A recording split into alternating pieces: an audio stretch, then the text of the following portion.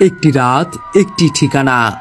দক্ষিণাঞ্চলের হাজারো মানুষের শেষ আশ্রয় শেরেবাংলা মেডিকেল কলেজ ও হাসপাতাল। কেউ আসে পটুয়াখালী থেকে, কেউ ভোলা, কেউ আবার মেঘনার ওপার থেকে নৌকায় ভেসে। তাদের একটাই বিশ্বাস, এখানেই মিলবে জীবন রক্ষা। কিন্তু এই আস্থার ভিত কি নড়বড়ে হয়ে গেছে? আজ আমরা ঝুঁকব সেই দরজার ভেতরে, যেখানে আছড়ে পড়েছে বেড সংকট, সিন্ডিকেট আর মানুষের কান্না। 1968 সালে প্রতিষ্ঠিত দক্ষিণ পশ্চিমাঞ্চলের একমাত্র সরকারি মেডিকেল কলেজ, বরিশাল বিভাগ সহ 8 জেলার চিকিৎসার প্রাণকেন্দ্র। এর অধীনে 1000 বেডের হাসপাতাল। কিন্তু আজ রোগীর সংখ্যা প্রতিদিন 3500 থেকে 4000। শুধু সংখ্যার ভার নয়, এর সাথে যোগ হয়েছে আরেক ভয়ঙ্কর বাস্তবতা। 65% ডাক্তার পদ খালি। যেখানে একটি বেডে থাকার কথা একজন রোগীর, সেখানে প্রতি বেডে গড়ে 3 থেকে 4 জন পড়ে যায়। অপারেশনের জন্য অপেক্ষা 7 থেকে 15 দিন। এখন কি জানেন, ঠান্ডি অপারেশন হয়ে যায়, আবার পোলা পানে ভর্তি করছি। এখানে 2 মাস। সার্চ বিডি নিউজের দর্শক, আমি হাসনাইন তালুকদার দিবস রয়েছি বরিশাল শেরেবাংলা মেডিকেল কলেজ হাসপাতালের সামনে। আপনারা জানেন বেশ কিছুদিন যাবৎ কিন্তু এখানকার বাসিন্দা, ছাত্র জনতা তারা কিন্তু আন্দোলন করতেছে সড়কে হাসপাতালের বিভিন্ন অনিয়ম এবং অব্যবস্থাপনা এবং দুর্নীতি নিয়ে। পোকা আছে কিনা আপনারা দেখছেন? হ্যাঁ, সে তেলাপোকা গুড়ি তেলাপোকাগুলি, ওইগুলি এই ওয়ালে হাজার হাজার তেলাপোকা আছে। খাবারের মান আসলে কেমন? বা হলুদ মরিচ যেমন মাংসই রান্না করলে যেমন খাওয়ার মতো না বোঝায়, সেদ্ধ করে নিয়ে আসছে সেরকম। আর খাবারের টেস্ট তো বলার মতো না। মানুষ অল্প কিছু খায়, 2-1 নালা খাওয়ার পর তারপর খাবারটা ফালাই দেয়।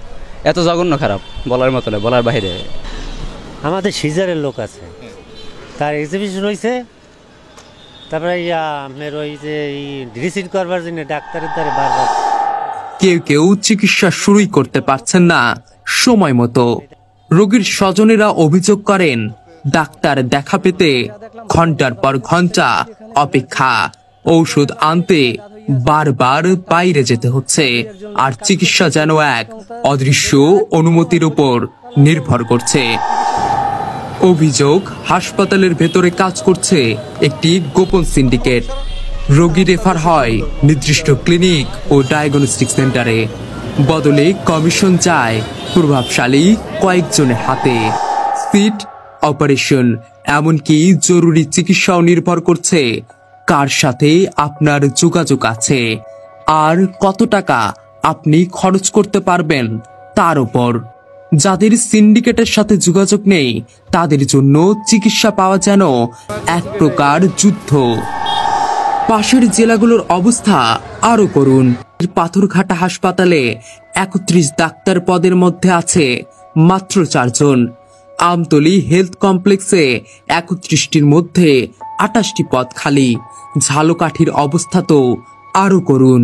জ্বর হলেও পাঠিয়ে দেওয়া হয় শেরেবাংলায়। ফলে রোগীর ঢল নামে শেরেবাংলায়, যা চাপ বাড়িয়ে দিচ্ছে কয়েক গুণ আর চিকিৎসার মান নামিয়ে দিচ্ছে আরো নিচে।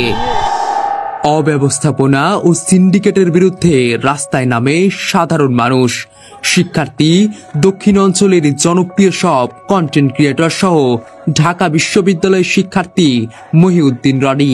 প্রতিদিন চলতে থাকে বিক্ষোভ। ঢাকা বরিশাল মহাসড়ক অবরোধ পর্যন্ত হয়, কিন্তু আন্দোলন দমাতে লাঠিচার্জ আর হামলার ঘটনা ঘটে। সিন্ডিকেটের সমর্থকরা প্রকাশ্যে হামলা চালায় রনি ও তার অনুসারীদের উপর, যা আতঙ্ক ছড়িয়ে দেয় গোটা শহরে। বিশেষজ্ঞদের মতে দ্রুত শূন্য পদে ডাক্তার ও নার্স নিয়োগ, হাসপাতালেই অবকাঠামো সম্প্রসারণ, সিন্ডিকেট তদন্তে স্বাধীন কমিটি, ডিজিটাল অভিযোগ প্ল্যাটফর্ম আর চিকিৎসা ব্যবস্থায় নিয়মিত মনিটরিং ছাড়া এই সংকটের সমাধান সম্ভব নয়। চিকিৎসা মানুষের অধিকার, বাণিজ্যের পণ্য নয়। শেরেবাংলার আস্থা ফিরিয়ে আনা মানে শুধু বরিশালের জন্য নয়, এ বাংলাদেশের স্বাস্থ্য ব্যবস্থার জন্য নতুন ভোর। প্রশ্ন একটাই, আমরা কি সেই ভোর দেখতে প্রস্তুত?